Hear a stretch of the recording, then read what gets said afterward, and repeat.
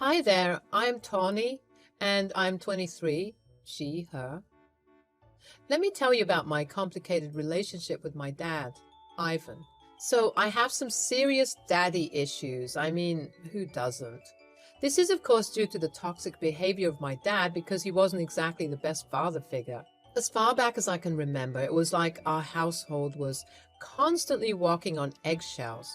My mom, Betty, and I had to endure emotional and verbal abuse from him, and it was just so messed up.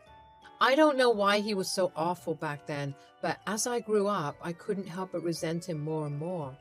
I mean, come on. A daughter should feel safe and loved around her dad, right? But instead, I found myself rebelling against him. I'd argue with him even when my mom, who is the sweetest person you'll ever meet, couldn't say a word to him. Our arguments would escalate into screaming matches, and it got so bad that our neighbors started calling the police on us several times.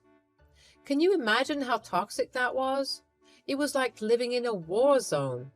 I just couldn't stand how he treated us and how he made my mom cry all the time. As I got older, I became more vocal about my feelings and called him out on his behavior, but it was like talking to a brick wall. He never listened or tried to change. It was frustrating and heartbreaking at the same time. I remember the first real time I stood up to him. I was only 12. Dad, I can't take this anymore. The way you treat us is just so wrong. What are you talking about, Tawny? I provide for this family and this is how you talk to me? It's not just about providing for us, Dad. You're always yelling at Mom and me for no reason. You call us names and make us feel worthless. Tawny, please don't argue with your father. Let's just calm down. No, Mom, I won't stay quiet anymore. He can't treat us like this. Oh, listen to Miss Perfect here, acting like she knows it all. You don't seem to understand that we have to treat each other with respect and kindness. I never claimed to be perfect. Tawny, please, let's not fight. Mom, you deserve better. We both do. You shouldn't have to put up with his constant anger and criticism. You think you know everything, huh? You're just a kid. I may be a kid, but that doesn't mean I can't see what's happening. You've been hurting us for years, and it's not right. Tawny, please stop. Let's just try to get along. No, Mom, I won't stay silent anymore. We need to stand up for ourselves. You will not talk back to me like that. I won't be silenced. We deserve to be treated with love and respect, not fear. That's it. Go to your room now. Fine, but I won't back down. We need to change, Dad, or I won't be a part of this toxic environment anymore. Despite all the pain and anger, there was still a part of me that yearned for a loving and supportive father figure. I wanted to have those special daddy-daughter moments that I saw in movies or with my friends. But with Ivan, it felt like an impossible dream. I remember another time when he punched me. I was 14. Dad, is that you? Are you drunk again? It's the middle of the night. Don't you have work tomorrow? Mind your own business, brat. I don't need you watching over me. Watching over you? I'm worried sick about you. Do you even realize how your drinking affects our family? Oh, here we go again. The little princess thinks she's so much better than me. It's not about being better, Dad. It's about you putting yourself in danger and hurting us in the process. Mom's always terrified when you come home like this. Mom's always terrified. Wah, poor Mommy. Terrified, huh? She's a grown woman. She can handle herself. It's you I gotta take care of. You're missing the point. She shouldn't have to handle this. It's funny, you know, how I have to take care of a grown man because he's just a man-child. Watch your tone, young lady. You don't know anything about life. I may not know everything, but I know this isn't right. You're hurting yourself and hurting us too. You think you can lecture me, huh? You're just a spoiled brat. I'm not a spoiled brat, Dad. I'm your daughter, and I deserve to have a father who cares about us and doesn't put us through this pain. You better watch yourself or you'll regret it. I won't back down, Dad. You need help, and I won't stop until you get it. We all need a better life than this. That's when he lunged forward and punched me square in the face. I immediately felt the blood pouring out of my nose. Even though I was in pain, I stood my ground. Just go away, Tawny. You don't understand anything. No, Dad, you don't understand. You're not alone in this, but you need to face your problems instead of drowning them in alcohol. You're sick and you need help. Big yikes, am I right? Well, unfortunately, this was the norm for our family, and it sucked big time. I felt like I had to grow up quickly, which no child should do. But one day, everything changed. It was a random Sunday afternoon when I was 15, and my mom and I were playing cards on the kitchen table. Out of nowhere, there was Ivan, my father, looking all distraught, holding a duffel bag in his hand. Honestly, I didn't feel any sympathy for him at that point. I pretty much hated him by then. I didn't even call him Dad anymore. It was just Ivan. He seemed sad when he spoke, saying he had to go on a trip. I couldn't help but spit out something spiteful, telling him I didn't care where he was going. But of course, he ignored me. Mom asked when he'd be back, worried about the rent that was due soon. Ivan said he'd be back by the end of the week, but that was the last time we saw him. A week passed, then 2 weeks, and still no sign of him. The rent was due, but he wasn't answering any calls. Mom, my grandma Harper, and my granddad Frank tried everything to reach him, but nothing worked. 2 weeks turned into a month, then 2 months, 6 months, and then a whole year, and still no sign of Ivan. Mom cried a lot during that time, struggling to pay rent on her own. I felt so bad, and I hated his guts even more because of what he was doing to my poor mother. We got kicked out of our place eventually, my childhood home, and since Mom didn't have any parents, Grandma Harper and Granddad Frank were kind enough to let us stay with them. Thank God for that, am I right? At the beginning of Ivan's disappearance, my mom filed a missing persons report, but Ivan was never found. Everyone assumed he was dead, and we even had a little funeral for him, even though there was nothing to bury. It was tough for everyone, and even I found myself crying sometimes. 8 years had passed since he was last seen, and life went on without him. 8 freaking years, y'all. Life had been a roller coaster ride during that time. But you know what was amazing?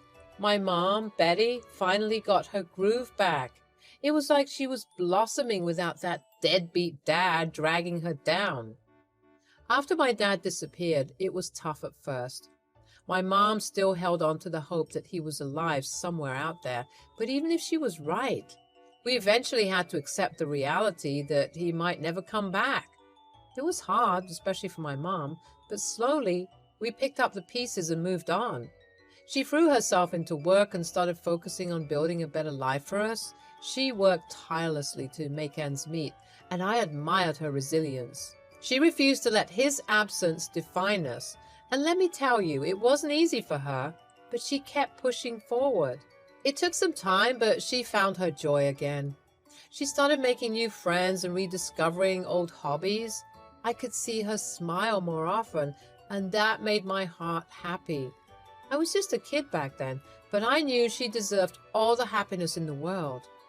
But then, life sucker punched us again.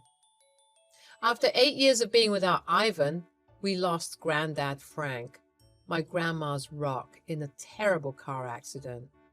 It was like a nightmare, and we couldn't believe he was gone. That drunk driver turned our lives upside down, and we were left grappling with the pain and emptiness.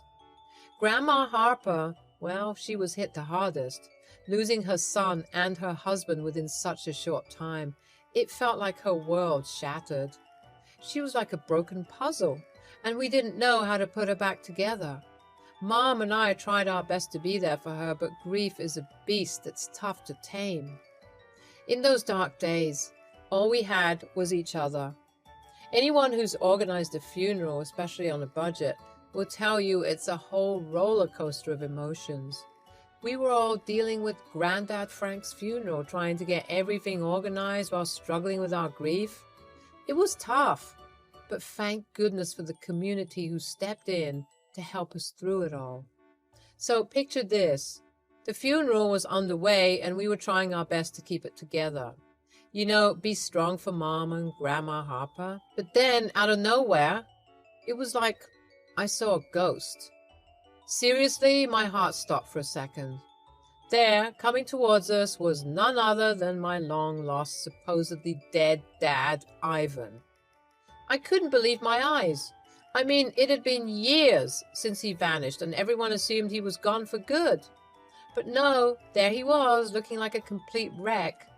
I honestly didn't think it was him at first. I thought it was a homeless person who maybe lost his way, but nope, it was Ivan. It was shocking to see him like that. So thin, with a dirty beard and yellow teeth. It was like looking at a total stranger. My emotions were all over the place, and before I knew it, a scream escaped from my lips.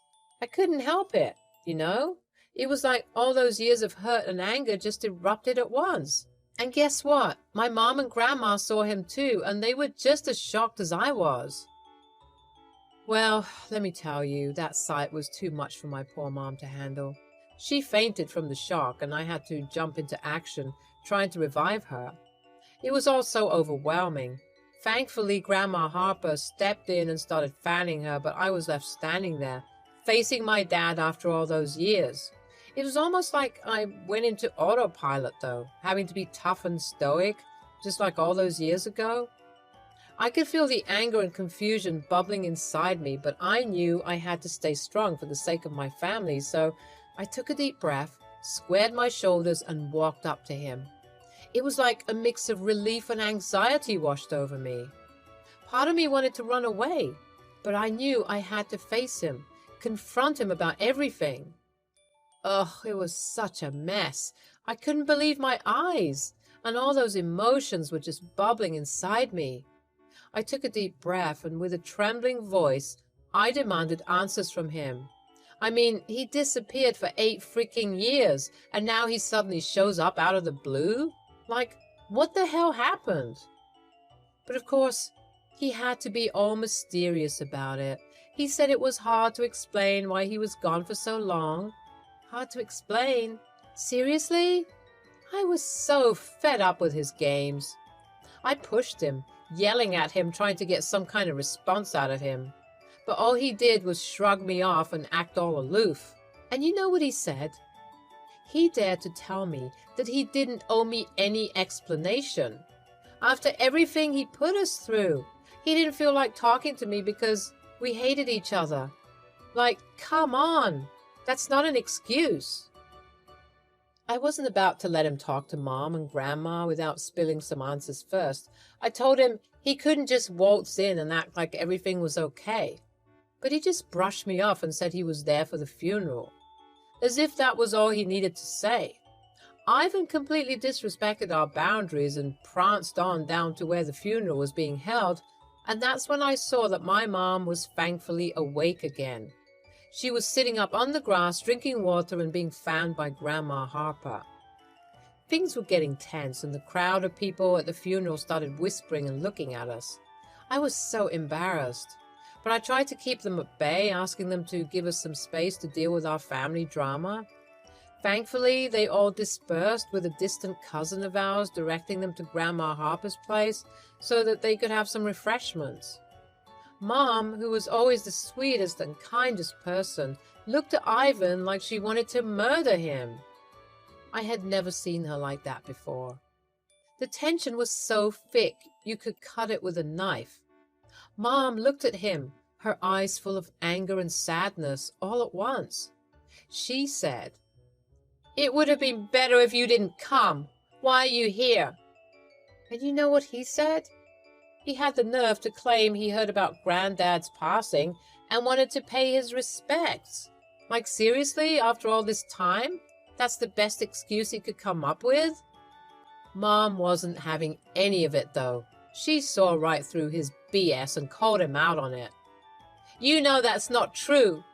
If you cared, you would have come home 8 years ago like you promised. Hell, you could have come home literally any time before now. What the hell is wrong with you? She didn't hold back. And honestly, I was so proud of her for standing up to him. But Ivan was a mess, stammering all over his words and fidgeting like crazy. It was like he couldn't stand still. And then I noticed something off about him. He was scratching himself like crazy and his eyes seemed all distant. It hit me that he might be on drugs or something. Without hesitation, Mom asked what we were all thinking. Are you high right now? She wasn't holding back any punches, that's for sure. Ivan tried to come up with some explanations, saying a lot had happened in the past 8 years and that he got mixed up with the wrong crowd, but he assured us he was doing better now. What a load of crap. Mom chuckled bitterly and then just broke down sobbing. I wanted to hug her and tell her everything would be okay, but I was so angry at Ivan. I couldn't help myself. I started yelling at him, telling him to go back to wherever he came from because no one wanted him there. But he was trying to ignore me like he always did. But I wasn't about to let him off the hook that easily. I kept on yelling, and it seemed like I was impossible to ignore because of how loud and angry I was. Get out of here! You have no right to be here. Let Grandad rest in peace, for God's sake. Why are you making such a big deal out of this? Because you abandoned us. You left us to struggle, to deal with everything on our own. And now you dare to show up here like you're some kind of hero? You're a joke, Ivan. I had my reasons. Reasons? What reasons could justify leaving your family behind like that? We needed you, Dad. But you were too wrapped up in your messed up world to care about us. I don't have time to deal with you, kid. Step aside. Mom, look at me. Grandma Harper had been quiet this whole time. She had a blank stare and was looking off into the distance, furrowing her brows now and then. I placed my hand on her shoulder to comfort her, and she responded by sighing and leaning in, as if she was snapped back into reality. He's here for the inheritance. Mom, please look at me. Ivan, you are the scum of the earth, you know that? You're worse than the sewage. Mom, please. Tawny, please tell this man that I want nothing to do with him. I have nothing to say to him. Ooh, burn. Even his mother didn't want to claim him. I just need to get my inheritance and then leave. Those friends I told you about, well, turns out I owe them some money and... That's none of our concern, sir. Please leave. We are grieving. Come on, Mom. You're gonna act like you don't know me? Seriously? I don't know who you are. Please leave before we call the police. Mom, it's me, Ivan, your son. I don't have a son. My son died 8 years ago. I don't know who you are. I'm not messing around, Mom. And we're not messing around either, you bozo. Get away from this place. I'm not talking to you. But I'm talking to you. All my life you've ignored me, and now you're getting a taste of your own medicine. Shut up. Mom! Mom! Mom, these people don't play around, okay? Just give me the money and I'll come back, I promise. I'll explain everything, okay? I'll explain everything to all of you. Just please, give me the money. I need the money. I need the money, goddammit. I need the money. Give me the money. We all just stood there looking at him with blank expressions on our faces. Ivan's pleas were getting more desperate and louder, but it was falling on deaf ears. He even dropped to his knees in front of Grandma Harper, begging her to listen, but we didn't pay attention to his cries. I need the money, he kept repeating, as if that was supposed to justify everything he put us through.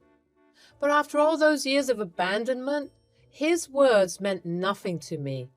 I was done listening to his excuses. I grabbed a shovel that was nearby and I whacked him in the head with it. He was knocked out cold. Thank you for that. No problem. His cries were getting on my nerves. You want to know the funny thing? Since he got here, he hasn't even taken one look at his father's grave. I don't know what happened to him, but he looks awful. Now the outside is reflecting the inside. Do you think that these friends of his are going to kill him if he doesn't get their money? Probably. I mean, if he's doing drugs, he must be doing some other crazy crap that would get him killed. Do you think we should give him the money? Why don't we ask Granddad? Hey, Granddad, should we give Ivan the money?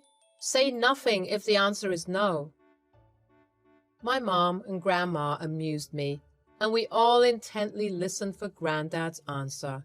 Of course, there was silence. Well, looks like we got our answer. What a sad and pathetic man. I'm glad Frank isn't here to see this. Let's go, you guys. We'll find a police officer who's patrolling the area and tell them of the hobo who was near the grave. And with that, we left Ivan there and proceeded with the funeral in our home. I don't know what happened to my dad after that, but I never saw him again. I'm sure he's dead, though, for real this time.